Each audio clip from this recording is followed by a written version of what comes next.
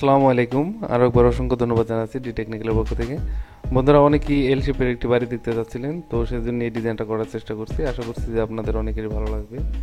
এখানে দেখতে পাচ্ছেন 4টি বেডরুম। তো আপনারা যদি চান তো মাঝের এই রুমটাকে এটাকে ড্রয়িং রুম বানাতে পারেন। এই রুমগুলোর সাইজ, সবগুলো রুমের সাইজ বেশ বড়, এটার তো অনেক বড়। তো এক বন্ধু চাচ্ছিল এতটুকু জমির মধ্যে এরকম একটি ডিজাইন করে দেওয়ার জন্য, সেজন্য এই ডিজাইনটা করার চেষ্টা করছি। আশা করছি যারা এই ধরনের বাড়ি করতে যাচ্ছেন তাদের এই ডিজাইনটি ভালো লাগবে। এটার মাপগুলো আমি আপনাদেরকে প্রথমে দেখাচ্ছি। তো বন্ধুরা, এখানে দেখতে পাচ্ছেন আমাদের এই বেডরুমটার সাইজ 12 ফিট বাই 15 ফিট। আর এখানে এই বেডরুমটাও সেম একই, 12 ফিট বাই 15 ফিট। এটাও একই।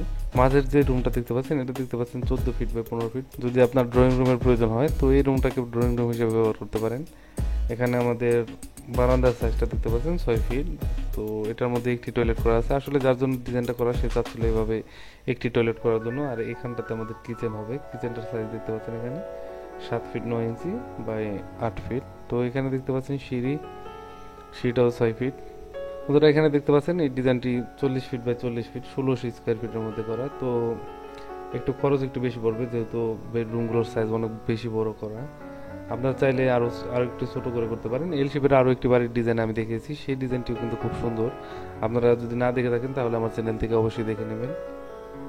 তো এটার 3Dটা একটু দেখাই। বন্ধুরা, দেখতে পাচ্ছেন 3D ডিজাইনটা মোটামুটি এমন দেখাচ্ছে।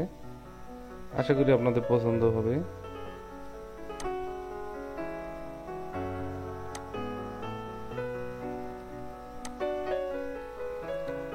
বন্ধুরা, এই ডিজাইনটি কমপ্লিট করতে চাইলে এইভাবে ঠিক এতটুকু জমির মধ্যে এভাবে করতে চাইলে 18 থেকে 20 লক্ষ টাকা পড়বে।